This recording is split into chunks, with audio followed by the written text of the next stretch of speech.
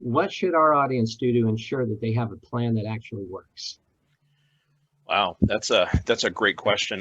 I would say the number one thing for people to do when they think about developing a plan that they can turn to is to really focus on what is going to be practical, what is actually going to work.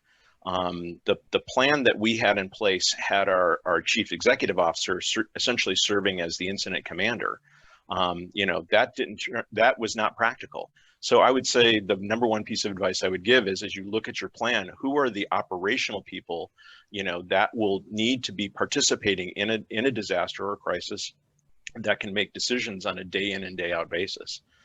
Rather than having senior executives in those circumstances where, first of all, there is a limited number of them, and we were in our EOC for Emergency Operations Center for 90 days. To have somebody be in there for 90 full days would have been impossible. So that would be the number one piece of advice I would give. And I think the other thing that is important for people to recognize is that the number of roles that need to be filled in a disaster can be endless. And I think people within an organization should be made aware that they may have a job that does X, but when the disaster strikes, they could be asked to do Y. And to be flexible and to be able to step into those roles where, I never imagined I would be doing this thing, but now I'm going to be doing this thing because, again, the resources are limited, and you want to make sure that, again, if you've been through one pandemic, you've been through one pandemic, but essentially what, you have to have the ability to go the long term. That's really the lesson for me. So we need to embrace that usual line at the end of a job description that says other duties as they may apply. Yep. If I may, Mike, Yes. add to what Brian said. He brought up a really good point. And I know in our organization, I have a colleague who's what we call a senior communications manager. So we're a two-person team, and then we have a marketing person. But for the bulk of the first couple of months of that, as we were trying to massage our workload, what we ended up doing was, in order to communicate as appropriately as we could to our own employees, we dedicated Emily, who was our communications manager, to partner with one of our nurse leaders, and they would daily craft a message that went out to our staff via email that was on behalf of our chief nursing officer. So we'd have one central point, so we knew that one message was coming out from one person. But it was one of those things, as we have touched on, is that, Emily partnered with this, with I think she's our director of quality, actually. And so daily that we would all meet together, but they would be responsible for getting that message ready to go. And we try and send it out as close to about the same time of the day as we could. And so that was one of those where, maybe it's not like writing the weekly newsletter and all of a sudden you're having to learn a lot more clinical language that you might not have learned otherwise. I like how you maintain the element of predictability. So if folks felt that they needed info, they knew when it would be coming out. Right. And it was so ever changing. So that's a great transition. Tell us about how you fit employee communication into your pandemic response. Well, it was critical. Certainly, I go back to the early days back in March, and the information was changing almost daily, whether it was coming in from the CDC and WHO and all of those organizations. But our focus was really on making sure our employees were informed as best as we could do it. Certainly, you can all recall the PPE challenges that were happening early on, let alone the treatment algorithms of how we're going to take care of patients when they come in with COVID symptoms. There was a shortage of testing supplies early on during the pandemic, and so you had to prioritize who was going to be tested. So there was all of this information that was needing to not only be communicated externally if possible, but primarily to our internal audience. So that was a real focus for us as best as we could. And I agree 100% with Jim. Communicating with your employees is really, really critical. And in fact, this crisis, this pandemic has taught that lesson, in fact, seared that lesson into the minds of our senior team.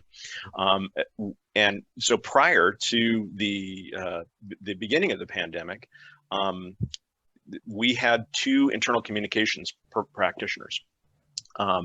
They were mainly focused on change management, adopting lean principles and communicating lean principles and doing some executive communication.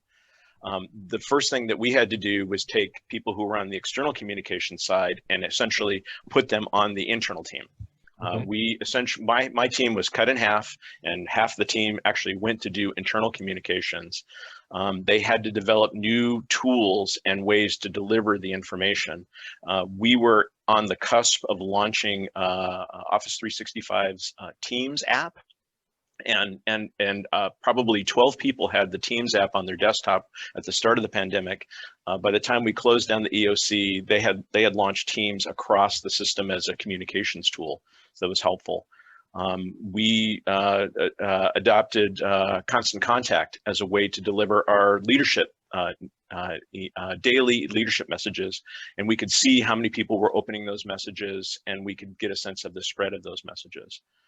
And like Jim, those messages were going out at the same time every single day, so people could understand what they were and where they were. And the lesson was so important that we were in the midst of a hiring freeze because of the financial impact of COVID, but they went ahead and authorized the hiring of a whole internal communications team. So we now have 5 people doing internal communications because of the lesson they learned from this.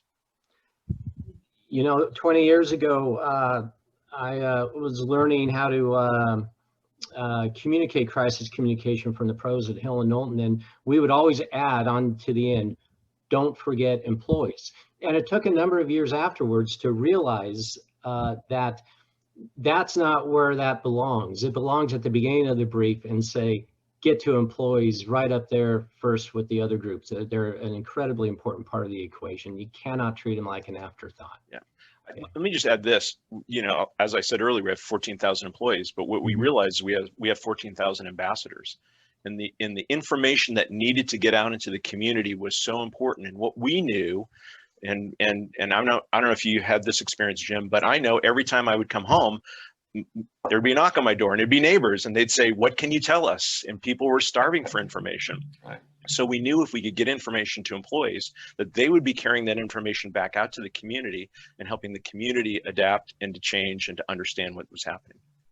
I'll do a shout out on that. I know we have members of Energy Northwest, our local clean energy company, on this call.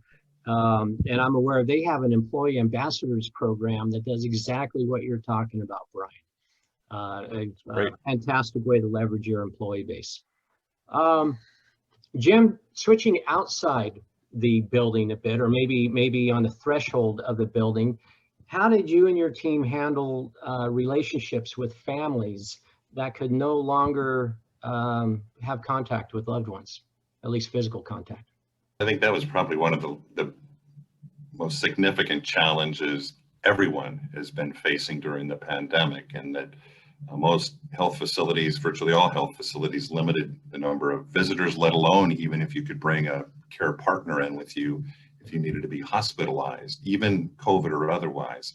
And so that was a real challenge, because obviously we as a hospital, as a healthcare organization, have very open visitor policies, and we welcome people. We want families to come in and participate in their loved ones' care. And so that runs so counterintuitive to what we were dealing with here. And so not only was it a terrific strain, obviously, on the patients and their family members, but it was also and has been a strain on our own staff. Our frontline caregivers are often having to be that loved one for people. They got very good using iPads and various forms of communication to be able to allow family members to talk to their loved ones. But there's some very poignant stories that I've heard over the past 7 or 8 months where it's the staff members, the nurses, the doctors, the people that are on the front lines that are providing that comfort from the family members who are not able to come in, unfortunately. And so I think today that's one of the things we're watching very carefully is our people, our staff, our frontline and otherwise, they're tired. And so I think we're really wanting to make sure that they're cared for, and I think we all knew that this wasn't going to end in a short period of time, but I don't know that we thought we'd be kind of where we are today 7 months ago. So yeah, that's huge for us. And we've, I think, finally allowed in the last couple of weeks where patients can bring in one caregiver with them. And so that's totally opposite of what we're used to be doing. Yeah, hopefully if you listen to the messages from the health district, if we keep wearing the masks and keep our distance, we'll be able to maybe get back into a little more that social interaction, which is so important, especially if you've got loved ones in the hospital. I'm sure someone on this call has been in that situation. So appreciate you addressing that. You talked about getting tired, you know, it goes on and on and on. And, you know, COVID began as a crisis, but we all know that when it goes on day after day after day, it's no longer a crisis. It's just another day at work handling a high risk situation. So we've made that somewhere we've made a transition from crisis response to risk management. I'll say high risk management. Well, how have you all, and I'll ask you to start, Brian, how have you made that shift and how have your priorities changed between March and October? It's become, instead of an acute crisis, it's a chronic crisis. It's what we talk about in care. You know, we treat people for acute episodes, and we have different ways of treating people for chronic episodes. And we're in the chronic stage, in the same way we try to help people keep their blood pressure lower by taking their medication. You know, we're like making sure we've got enough supplies, you know, when and if the next wave comes, making sure that we're practicing the best possible way to treat patients. We're looking at how that's changing, how the disease itself is changing. But in addition to that, we're also having to look at, you know, kind of going back to business. You know, I've got physicians who want to tell their stories. I've got managers who want, you know, people in the community to know about some of the great work that they're doing. You know, we need to be out there working with the community on a variety of different things. And so there's this interesting combination of sort of this chronic crisis, as well as the day-to-day work that we have to do day in and day out, and kind of trying to figure out where that balance is. And, you know, we've adopted daily huddles, you know, within the communications side. You know, we're meeting on a daily basis and saying, you know, what do we have and where do we need to adjust our resources? Do we need to do more towards PPE, personal protective equipment, and less on, you know, proactive pitching? Or, you know, maybe there's not as many demands related to the chronic crisis and we can do some more proactive pitching. And we have to look at that on a daily basis. A question just came in that I think is pertinent to what you were just talking about with the evolution of your communication strategy from the acute to the chronic. And the question was, how much of your time was devoted to working with news media at the outset of the pandemic, and what's that like now? Sure, I'll jump right in there. We were spending probably 90% of our time dealing with the news media on the external side. I divided my team into 3 different roles that were changed on a weekly basis. One role was being in the EOC, eyes and ears, helping us get questions answered. Another person was doing reactive public relations, where we were just simply taking calls from reporters and getting those questions answered, and then looking at the proactive stories we could tell. And so, you know, on the external side, I would say 70 to 90% was spent working with the media on specifically COVID-19. That number has dropped to near zero. We just recently, this week, we had a couple of questions come up based on some of the national coverage that's going on about the numbers that are growing. And the questions were, are you ready? Do you have capacity? Do you have any concerns? And so, you know, we put some of our physicians in front of cameras so that they can answer those questions. Jim, how about on your end? Are you somewhere in between crisis and risk, or firmly in risk? And how are you juggling things, the type of things Brian's talking about? I think and it kind of goes back to that fatigue issue, is that, you know, an example early on, I mean, our community was so supportive of our staff, what we call caregivers, our frontline people, all of our employees. Yeah. And in fact, my colleague who works with me in communications and public relations, she spent much of her time during the first 2 months arranging for meals to be delivered to our staff being donated by members of the community, which was unbelievably great and awesome and so appreciated, especially by our staff. But to that point, you know, to your original question, Mike, is you know, this has gone on for so long, and as Brian said, you got to get back to the business of the day. And so it may not be quite as you know, interesting. You know, people, I think they got tired. And so you have to get back to the business of the day. And certainly, yes, well, thankfully, we don't have the number of COVID patients that we did back in April, May, June, and July. But at the same time, it's still there. And we're also back to doing, you know, we had to all halt what they call elective or non-urgent surgeries, which really was impactful financially. But it also put some of our staff who wouldn't necessarily be working, they had to fulfill other roles. So it all, yeah, you get back into that sweet spot of daily work. You know, oh, by the way, we're a hospital, we're open 24/7, 365. Yes, we're taking care of COVID patients, but we're also taking care of heart attack patients and all of the other health issues that need to be addressed here in our community. Fantastic. Well, here, let me spice this up a little bit, because we all know that taking care of people is a political issue, right? Over to you, Brian, first. Tell me, how do you all handle rumors, misinformation, and especially what's been the politicization of this pandemic? Sure. Boy, that became paramount. Early on, especially when it was related to things that, as the information changed rapidly, as there were multiple sources of information, it became very easy for people to begin to hear rumors about, you know, are there ways to avoid this? Are there ways to cure this? Are there ways to, you know, to whatever the answer is, you know, there are a million answers out there, and of course people turn to the single source of truth that we all lean on, and that's the internet, which, you know, only makes our jobs harder. So what we tried to do is we tried to keep track of those. We actually had a whiteboard in our EOC where we were trying to keep track of those things, and we wanted to address those immediately if we began to hear them.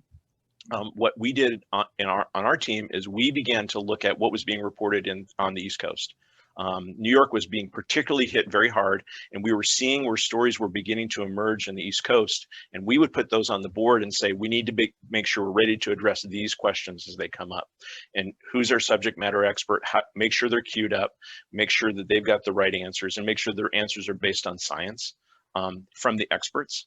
And you know, try as hard as we could to address those as quickly and as immediately as possible. And in a couple of cases, we were hearing things, and we reached out to our local media and said, hey, if you have questions about this issue, we've got somebody you can talk to. Fantastic. Well, Jim, I've got to ask, do you all have a big whiteboard, or did you take a different approach to it? We're in a media market in the Tri-Cities where financially we have the ability to purchase media that you couldn't necessarily in a place like Portland or Seattle, the larger media markets. And so we have a franchise, we have a weekly radio program that we have been airing for 10 or 12 years that for 25 straight weeks was all COVID all the time. And we air live Wednesdays from 6 to 7 on a local AM news station. And we also turn those programs into podcasts. And so we were able to use that, and that was our goal, was to Brian's point, is to try and provide useful, credible, you know, addressing the latest information that as best we knew it, primarily using our people as the subject matter experts, our doctors, our nurses, and the like. But we also were able to tap into some expertise from our Providence system, whether it's in the mental health arena. And then we also plugged in state officials. We were able to get the governor of Washington, in fact, last night we had the secretary of the Department of Health of Washington State on as a guest, which again, to that original point Brian was making is, you know, we're trying to just be a credible source of information for people so that they can make the decisions that as best they can as they are impacted by them. So that has been a really good tool. And I might add, I know, Mike, you're working with Ben Franklin Health District. We've had a wonderful partnership with our local health district here in this community. And we use our district health officer or their lead nurse, Heather Hill, who's a communicable disease manager of their operation. Very, very credible people. and very willing to help and share their expertise with us. And, you know, while it certainly was occasionally had controversy to it, at least we were able to get them and have that information from their perspective shared with our members of our community. I'd like to get a story from the field from both of you that really resonates in terms of public relations learning space. You know, one of those, oh, hey, I won't be doing that again, or hey, I got to remember to do that type of thing in the future. Now, Brian, again, 9 hospitals, 150 clinics. I know you've got PR stories out there. Give us one that resonates with you that can be perhaps a takeaway for all of us. Sure, yeah. Let's see. The biggest lesson for me that I would say is that as a public relations practitioner, you know, we probably needed to be a little bit more forceful with our senior leadership about how we wanted to be perceived during the pandemic. In the middle of January, a small team was formed. We saw what was coming. We started to do some planning around the EOC and some other things related to communication. I had a person on my team who was assigned to this. She basically keeps seasonal flu as in her portfolio. Mm-hmm. And so she and the small team put together a great sort of a pitch schedule of stories they felt like were important for the community to know leading up to what could become a pandemic. Our chief medical officer and our chief operating officer both said, no, we don't want to be anywhere near this. We want to keep as far away as possible. Mm-hmm. And we said, but, you know, if we can help create the narrative, then, you know, we could be helpful. We could be seen as useful in the community. And they're like, nope, nope, nope, nope, nope. So the pandemic strikes, and essentially the our chief executive officer says to our senior leaders, how come I'm only seeing stuff about Providence and Kaiser on the news? How come our voice isn't out there? And so they came to me and they're like, how come our voice isn't out there? And I said, well, because you told us not to. And they essentially said, release the hounds. Go crazy. And we turned on a dime. And I'd say the biggest lesson I learned was that it's amazing where you can find these small nuggets of gold. And we have a process that we do here at our trauma center called ECMO. And I could tell you what it means, but I can't pronounce it. But essentially what it is, it's a heart-lung machine. So you take a patient who is suffering with COVID, you essentially let their heart and their lungs rest while the machine does that work for them. So we were able to pitch some very successful ECMO stories that we garnered us a lot of really great coverage and put us in a position of being seen within the community as leaders. And the best story that we got out of that was an individual from Federal Way, Washington, who was flown to our hospital to go on to ECMO, essentially after 65 days on ECMO, left the hospital. And we had a parade for him where all the staff came and they cheered him out of the hospital as he left. And, you know, he stood up out of the wheelchair and he waved and he got in the car and drove off, and we got some really great coverage from that. So finding those nuggets of gold, they're there. You just simply have to do a little panning to find those nuggets. So do you anticipate you'll have to do some hard convincing to your leadership in the future, or do you think they got the light bulb went on? The light bulb went on. The light bulb certainly went on. Yes, absolutely. To Brian's point, I think that's a great story. Is there's so many individual stories of success, yeah, heartache, and and I go back. I don't know. I think I touched on it at the start. Is the impact on our employees, and I think we don't lose sight of that, because again, as we're now back into more day-to-day business, these people are still taking care of these patients on a daily basis. But one story in particular sticks out for me, and that's one of our ICU nurses who I've actually had known for. I grew up with him in Prosser, and he's been an ICU nurse in our hospital for 20 years. And during the summer, we had him on our radio program, and I've known him for a long time, and I could tell that impacted him. And he was telling just some powerful stories of what it's like to take care of COVID patients in the intensive care unit. And so we ended up turning that interview and offered it as an op-ed to our newspaper, which they ended up running his op-ed, because the thing that stands out to me is he said he's been a nurse for 20 years in the ICU. He said, I had 3 people die of COVID in one day. He goes, and never in my career have I had 3 patients die of anything in one day, let alone one ailment. So to me, that was a powerful, example of the realness of this. And we ended up parlaying him and others of our staff to make videos that we would put up on our social media, urging people to, social distance, wear masks, and making sure they're washing their hands. Because if the message wasn't getting through from the public officials, it certainly was going to get through from the frontline caregiver. Yeah, and going back to earlier question, how has the politicization of the whole disease challenged your efforts? I mean, have there been any real showstoppers where you just had to say, we lost that battle and we just need to move on? Probably what's interesting to me, having done this radio program, is to try and, being a journalist for 12 years, and I still kind of think that's what I am at my heart. But to understand that, okay, our goal is just to provide credible information. And it started hitting me when we'd have some of these political officials on as guests, and we would promote them in our social media pages, coming up this week, so to speak. Guests from, whether it was, when we were able to get the governor of Washington on our program, and we put that on our Facebook page, just, hey, tune in, get the latest on COVID, Yeah. And my goodness, the comments, even before he was on. And so that, not to be, it wasn't unexpected, but I guess it just really hit home to me, just, to your point of just, I don't know why it became so political, and but it certainly did, and it just illustrated those kinds of things. So I guess to Brian's point, we've been trying to make is all the more reason to provide as best we can credible, useful, objective information. We're at the Q&A period right now, so perfect timing, Andrea. Let's go. So here's one of the questions. How effective and important do you feel that your websites are as a tool for communicating important information to the public, as compared to other tools such as social media outlets? I'll jump in. We'll look at it in 2 ways. One is internally and one is externally. Externally, we adopted a position early on that would point people to either the state or federal authorities for any questions and answers.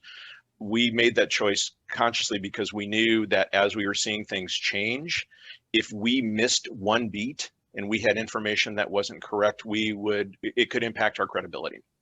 So we worked very hard to point people to the Oregon Health Authority or the Centers for Disease Control, because we felt like they were actually the ones with the latest and greatest information. And so that was helpful. And we also said, if these are the county health officials, if you have some specific issues within your county, and all the counties that we were at. So we had links to all of those. We had some basic messaging that everybody was using related to, yes, physical distancing, masks, hand washing, how to care for yourself. And we put information on there on the external site related to visitor restrictions and why they were important. And we led that conversation by saying our very first employee infection from inside a hospital came from a family member who was visiting their grandmother. And it's like, if the caregivers go down, then we're all in trouble. So that's why we felt like it was an important message. Internally, we had to really boost our intranet, and what we did is we had all critical documents that caregivers, our providers, or anybody needed to get. We had to make sure those documents were updated on a daily basis with the latest information, and that in itself became almost a full-time job for 3 or 4 people. If I may on that, I know at Cadlick, you raise an interesting point, Brian. That was one of the things that we rely on, what we call our core leaders, so our director level, primarily on the clinical side, but all of our core leaders, to cascade those messages down to the staff. So that daily email that was coming from our chief nursing officer it might include, okay, here's the latest algorithm on how we walk a patient through testing for COVID or not COVID, because you remember sometimes it was taking 7 to 10 days to get test results back. Well, until you get those test results back, they're called PUI, patients under investigation. So they have to be treated as if they had COVID. So all of the PPE each time they went in. So we relied on that, and I think that was very effective. But we wanted to empower our kind of our director level people who are working with their staffs on the front line, that they could be trusted to share that information. So that was huge. And our website, because of our relationship with the Providence system, they had a very robust web team that they had a coronavirus assessment tool. So we had the benefit of a lot of some really cool tools, if you will, the people that we could drive the public to. But we probably, as Cadlic alone, spent more time with our social media, primarily Facebook, where we would put out the visitor guidelines, as Brian mentioned, that if we're changing, or just even if it's a success story or a fun story or somebody, you know, those seem to get the most attention and the most feel-good nature from the community, was when we would profile one of our employees who, you know, their stories of what it's like to be in the front line, or just one of these hundreds of meals that were delivered. And so those kinds of things, we use social media probably more, but our website was where we would drive to these resources that we had from our system. But as Brian mentioned, also DOH, the CDC, and these national governmental organizations to get that credible information. Mm-hmm. So they basically serve different purposes, the websites and the social media. Yeah. So we've got another question that came in. I know both of you have talked about your crisis communication plan and that you had to adapt it and or replace it with on the ground learning. But one of the questions was, what are the key elements of your crisis communication plan? Like channels, procedures, key messages, teams? Jim, you want to jump in? I'll let you go first. All of the above. No question. You know, again, we have essentially a two-person staff to do this work in just in our community of the Tri-Cities, and so we quickly did those, and we tried to get into a rhythm as quickly as we possibly could.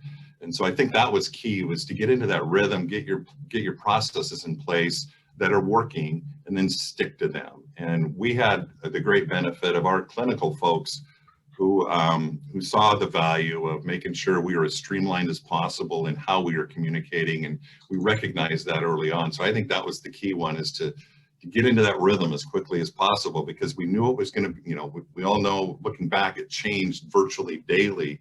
And so I think that was key, was making sure that we got into a comfort zone as best we could with our processes.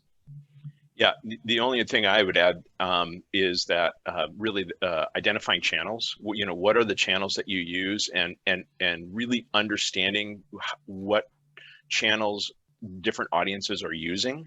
You know, when this started, we had just probably a year before, we had launched a Yammer channel, and the number of people subscribing to that Yammer channel went through the roof, because they realized they could rely on that on a you know, as a social media channel, in essence, at work, to get information they needed. So any crisis communication plan should have a very accurate map of the channels and which audience use which channels, so that if you to know how you're going to communicate to which audience using what channel. I think it's harder when you have messages, key messages inside. I think that was the biggest learning for us, was how quickly we had to adapt our key messages. The one thing, I work with a woman here in Portland, and one of the things that she's begun to do with clients, because she is a private practitioner, she's working with clients on sort of creating almost like a core philosophy book for crisis communications that people study in advance, so they know when they're under fire, it's like, we're going to make decisions based on the following key principles. And so you're not having that debate in the midst of an EOC. You know how you make decisions and why you make decisions, and what are the philosophies behind making those decisions. So when it comes time to create those messages, you're not having a debate, you know, about, well, we don't normally talk that way, or we shouldn't talk about things like that. It's like, you know, this is our philosophy. If you're a leader, you need to know what this is. And now we can just really concentrate in terms of developing accurate messaging for the crisis itself, and adapting to that particular crisis. That's fantastic. I'm glad we ended up back to the crisis plan that went out the window at the beginning of this discussion, how to keep it inside the room. I appreciate that, Brian. Gentlemen, we're going to have to let our audience get back to their day jobs here. Andrea, thank you so much for serving up the questions. For our audience members, we want your feedback. That was part of our quiz. We got to listen to feedback so we can make our program better. Just hit reply when you get the email with Brian and Jim's contact information. Let us know what you thought about today's program. We'd love to hear your thoughts. My thanks again to Andrea for working in the shadows. Jim, Brian, thank you for joining us today. I want to throw a thank you out to Nick Lippold of Inspired Dog Graphic Design for designing our flyer for today. Again, Brian and Jim, you did not disappoint. Thank you to our audience members. We hope to see you all again in November. Until then, be well, stay safe. Thank you very much. Thank you. Bye-bye. Bye-bye. Yeah, thanks.